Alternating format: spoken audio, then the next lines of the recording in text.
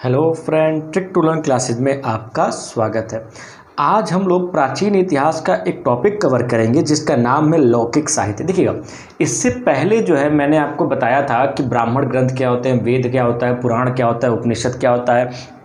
उसके बाद हम लोगों ने ब्राह्मणेतर ग्रंथ के बारे में बात किया था, यानी कि जैन साहित्य और बौद्ध साहित्य के बारे में बात किया था। अब हम लोग लौकिक साहित्य के बारे में बात करते हैं। देखिएगा, लौकिक साहित्य के अंतर्गत हम लोग जिन जिन पुस्तकों का अध्ययन करते हैं ना, उससे भी क्या होता है, प्राचीन इतिहास के बारे में हमको जानकारी मिलती है। तो लौकिक साहित्य में आपके एग्जाम में हमेशा एक या दो क्वेश्चन आता ही आता है। खासकर दे देगा कि अर्थशास्त्र की रचना किसने की थी, चाहे अष्टाध्यायी है किसकी पुस्तक है, चाहे कात्यायन की रचना कौन सी है, चाहे महाभाष्य की रचना किसने की थी। तो इस तरह से हमेशा आप अगर एग्जाम देते रहेंगे, एक दो एग्जाम देंगे ना, तो एक दो क्वेश्चन आपका आ जाएगा। ये आपका हिंदी में भी आ जाता है, इसके साथ साथ जीएस का भी एक विषय माना जाता है। हिंदी में भी ये सब चीज़ें आपका, जब हिंदी साहित्य पढ़ेंगे तो उसमें भी ये सब चीज़ें आ जाएंगी, और जब जीएस पढ़ेंगे तो प्राचीन भारतीय इतिहास जानने के स्रोत में ये भी चीज़ें आपकी आती है। तो ये टॉपिक पढ़ने से आपको दो चीज़ों का फायदा होगा, आपका इतिहास में भी ये कवर हो जाएगा और हिंदी में भी कवर हो जाएगा। ठीक है, तो अब मैं लेके आया हूँ लौकिक साहित्य। तो लौकिक साहित्य में मैंने सबसे पहला लिखा है अर्थशास्त्र, और अर्थशास्त्र की रचना किसने की है, तो चाणक्य ने। ठीक है, जब कभी पूछे कि अर्थशास्त्र की रचना किसने की है, तो चाणक्य ने। चाणक्य को हम लोग कौटिल्य भी कहते हैं और विष्णुगुप्त भी कहते हैं। याद रखिएगा, चाणक्य का अन्य नाम क्या है, तो कौटिल्य भी नाम है और विष्णुगुप्त भी नाम है। कई लोग चाणक्य जानते होंगे लेकिन कौटिल्य विष्णुगुप्त नहीं जानते हो, कई लोग जानते भी होंगे। तो आपके एग्जाम में कैसे क्वेश्चन पूछते हैं कि अर्थशास्त्र की रचना किसने किया था, दे देगा विष्णुगुप्त ने किया था, चाहे चाणक्य दे देगा, चाहे कौटिल्य दे देगा, तो तीनों एक ही आदमी का नाम है। जैसे आप लोग का होता है ना कि एक घर का नाम हो गया, एक स्कूल का नाम हो गया, वैसे ये है आपका। ठीक है, अब बात करते हैं कि अर्थशास्त्र की जो पुस्तक है उसमें किसके बारे में बताया गया है, तो मौर्यकालीन प्रशासन के बारे में इसकी जानकारी मिलती है और प्रथम राजनैतिक ग्रंथ माना जाता है। देखिएगा, जो आपके चाणक्य थे वो चंद्रगुप्त मौर्य के प्रधानमंत्री थे। चंद्रगुप्त मौर्य के बाद बिंदुसार के हुए, उसके बाद अशोक के हुए, 3 लोगों के ये प्रधानमंत्री रहे हैं। और इन्होंने अपनी पुस्तक जो लिखी है अर्थशास्त्र, जिसमें इन्होंने क्या किया है कि मौर्य वंश के बारे में, उसकी राजनीतिक के बारे में विवरण किया है। देखिएगा, इसका नाम अर्थशास्त्र इसलिए किया गया है क्योंकि सबसे पहली बार इसी किताब में क्या है, आय और व्यय का भी विवरण दिया गया था। ठीक है, इसीलिए इसको अर्थशास्त्र का नाम दिया गया। इसके साथ साथ राजनीतिक जो ग्रंथ भी इसको कहा जाता है, प्रथम राजनीतिक ग्रंथ कहा जाता है। इसमें उस समय की राजनीतिक व्यवस्था के बारे में, सैन्य प्रशासन के बारे में भी क्या किया गया है, बताया गया है। अब दूसरा हमारी पुस्तक का नाम है अष्टाध्यायी, और अष्टाध्यायी की रचना किसने की थी, तो पाणिनि ने। याद रखिएगा, पाणिनि को हम लोग क्या कहते हैं, तो संस्कृत व्याकरण का जनक कहा जाता है। जब कभी पूछ दे कि संस्कृत व्याकरण का जनक किसको कहते हैं, तो पाणिनि को कहते हैं। और संस्कृत व्याकरण की पुस्तक कौन है, तो संस्कृत व्याकरण की पुस्तक क्या होगी, अष्टाध्यायी। और अष्टाध्यायी की रचना में किसके बारे में बताया गया था, तो पूरे मौर्यकालीन, यानी कि मौर्य काल से पहले के समय में भारत की राजनीतिक दशा क्या थी, इसके बारे में बताया गया था। इसके साथ साथ संस्कृत के व्याकरण के नियमों के बारे में भी आपके अष्टाध्यायी में कहा गया। देखिए, अष्टाध्यायी का मतलब क्या होता है कि वह किताब जिसमें 8 अध्याय हों। ठीक है, अष्टाध्यायी का मतलब क्या है कि वह किताब जिसमें 8 अध्याय हैं, उसको हम लोग क्या कहते हैं, अष्टाध्यायी कहते हैं। तो देखिए, यहाँ से 2 क्वेश्चन बनते हैं। पहला क्वेश्चन क्या बनता है कि संस्कृत व्याकरण का जनक किसको कहते हैं, तो पाणिनि को। दूसरा क्वेश्चन बनता है कि संस्कृत व्याकरण की प्रथम पुस्तक कौन है, तो अष्टाध्यायी है। ठीक है, नेक्स्ट है आपका वार्तिक। क्या है, वार्तिक। और वार्तिक की रचना किसने की थी, तो कात्यायन ने। कात्यायन ने क्या किया, वार्तिक की रचना की है। और इस किताब में मौर्यकालीन प्रशासन के बारे में आपको जानकारी मिलती है। देखिए, बेसिकली मौर्य काल में देखिए यहाँ पे ज़्यादा रचनाएं हुई हैं, आपको देखने को मिल रहा होगा। अर्थशास्त्र हो गया, अष्टाध्यायी हो गया है कि नहीं, पूर्व मौर्य काल का है। वार्तिक हो गया, मौर्यकालीन ग्रंथ है।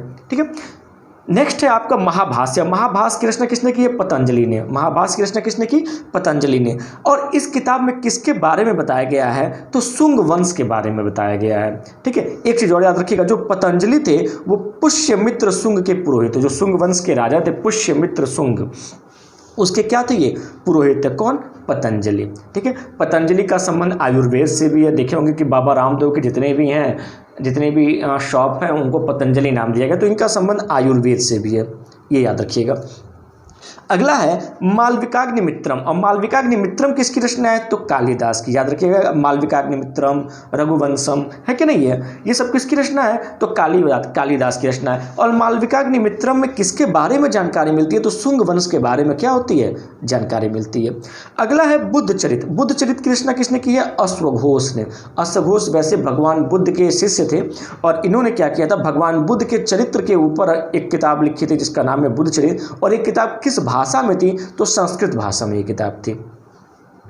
अगला है मुद्रा राक्षस। और मुद्रा राक्षस की रचना किसने की है? तो विशाख दत्त ने। देखिए कई बार पूछा जाता है कि मुद्रा राक्षस की रचना किसने की है? तो विशाख दत्त ने किया है। किसने? विशाख दत्त ने। और इसमें नंद राजाओं तथा चंद्रगुप्त, देखिएगा नंद वंश के संस्थापक महापद्मनंद को माना जाता है।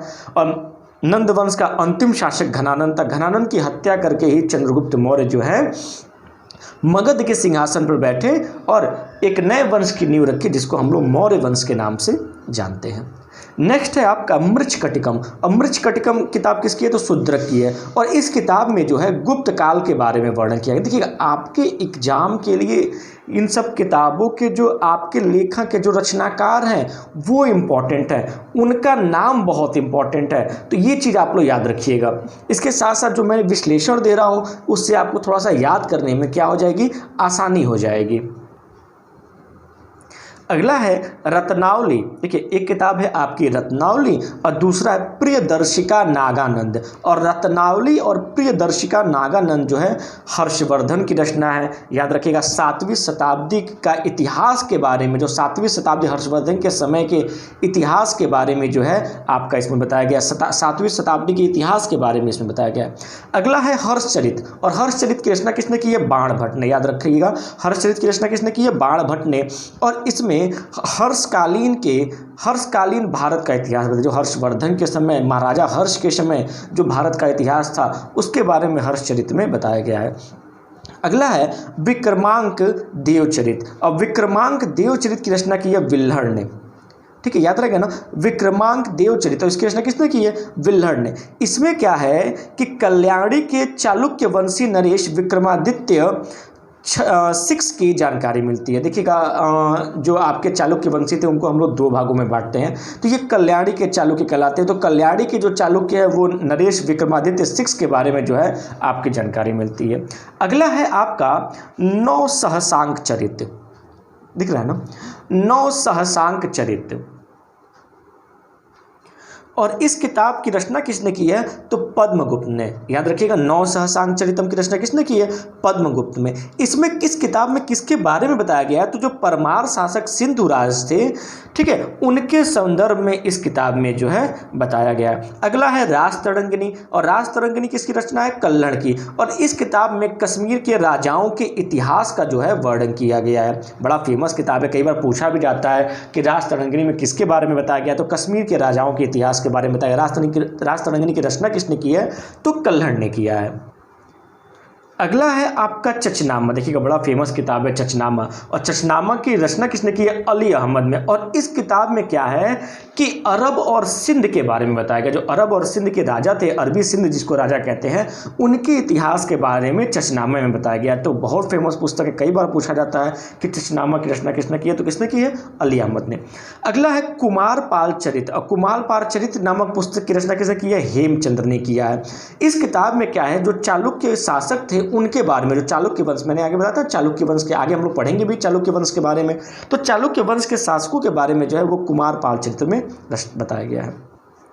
अगला है आपका प्रबंध चिंतामणि। अब प्रबंध चिंतामणि की रचना किसने की है? तो मेरु तुंगाचार्य ने। कौन है? मेरु तुंगाचार्य। और ये आपका जो है जैन ग्रंथ है। इसमें जो है जो आपके जैन गुरु रहे हैं, जैनों की जो व्यवस्थाएं रही हैं उसके बारे में इस किताब में बताया गया है। अगला है आपका बसंत विलास। और बसंत विलास की रचना किसने की है? तो बालचंद्र ने किया है। और इस किताब में भी चालुक्य वंश के शासकों के बारे में क्या होती है? जानकारी मिलती है।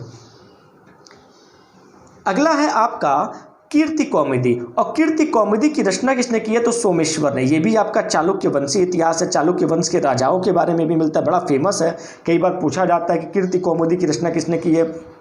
तो सोमेश्वर ने किया है। अगला है पृथ्वीराज विजय। देखिएगा, पृथ्वीराज चौहान ये नहीं है, पृथ्वीराज चौहान जो है वो राजा हैं, वो अलग चीज़ है। और ये पृथ्वीराज विजय किताब का नाम है, पुस्तक का नाम है। और इसमें इसकी रचना किसने की है? तो एक कश्मीरी पंडित है जिनका नाम था जयनांक। क्या नाम था? जयनांक। इन्होंने क्या किया है? पृथ्वीराज विजय नामक पुस्तक की रचना की है। अगला है आपका कथा सरित सागर। और कथा सरित सागर की रचना किसने की है? तो सोमदेव ने। देखिए, इन लोग का नाम बहुत इंपॉर्टेंट है, आप लोग को इन लोग का नाम ही आपको याद रखना है, यही चीज़ आपके एग्जाम में पूछा जाता है। तो कथा सरित सागर की रचना किसने की है? सोमदेव ने। और इसमें भी मौर्य काल के विषय में क्या होती है? जानकारी मिलती है। जबकि अगली किताब है बृहत्तक थामंजरी। क्या नाम है? बृहत्तक थामंजरी। और इसकी रचना किसने की है? तो क्षेमेंद्र ने किया है। देखिएगा, क्षेमेंद्र है, आप लोग शायद इसका नाम नहीं सुने होंगे, क्षेमेंद्र ने किया है। और इसमें भी आपका मौर्य काल के इतिहास के बारे में, मौर्य काल के विषय के बारे में जो है जानकारी मिलती है। ठीक है। अगला है आपका नीति शास्त्र। और नीति शास्त्र के रचनाकार कौन है? तो कामंदक। जो कामंदक हैं वो नीति सार के रचना किए थे। और इसमें गुप्तकालीन राजतंत्र के विषय में जानकारी मिलती है। और सबसे लास्ट है आपका रामचरित्र। और रामचरित्र की रचना किसने किया है? तो एक सांध्यकार हैं जिनका नाम है नंदी। इन्होंने जो है रामचरित्र की रचना की है। इसमें जो है बंगाल के शासक रामपाल के जीवन के बारे में, उनके जीवन की कथाओं के बारे में जो है बताया गया है। देखिए, तो यहाँ पर जो भी इम्पोर्टेंट पुस्तक थी जो जिससे हमको प्राचीन इतिहास के बारे में जानकारी मिलती है, उसके बारे में पढ़ लिया। आपके एग्जाम के लिए दे देगा, किताब का नाम दे देगा और पूछेगा कि इसकी रचना किसने की थी, तो ये आपके लिए इम्पोर्टेंट है। इसके साथ साथ मैंने 2 पॉइंट और लिखा है। एक है आपकी गार्गी संहिता। और गार्गी संहिता जो है ज्योतिष ग्रंथ के रूप में प्रसिद्ध है। याद रखिएगा, कई बार पूछा जाता है कि गार्गी संहिता किस ग्रंथ के रूप में प्रसिद्ध है? तो ज्योतिष ग्रंथ के रूप में प्रसिद्ध है। और सबसे लास्ट पॉइंट मैंने लिखा है कि दक्षिण भारत का प्रारंभिक इतिहास जो है किस किताब से मिलता है? तो संगम साहित्य से। अगर पूछ दे कि दक्षिण भारत का प्रारंभिक इतिहास जो है किस किताब से मिलता है, इसकी जानकारी कहाँ से मिलती है? तो संगम साहित्य से मिलती है। ठीक है। देखिए, अब जो मैं नेक्स्ट टॉपिक बनाऊंगा वो रहेगा विदेशी यात्रियों का विवरण। देखिए, जो विदेशी यात्री भारत में आए, उन्होंने जो अपनी किताबें लिखी, उससे भी क्या होता है? प्राचीन इतिहास के बारे में हमको क्या मिलती है? जानकारी मिलती है। अगर आपको मेरा ये वीडियो अच्छा लगा हो तो प्लीज़ इसको लाइक, सब्सक्राइब और शेयर करना ना भूलिएगा।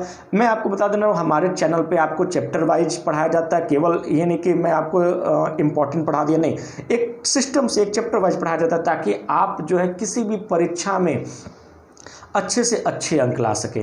Thank you.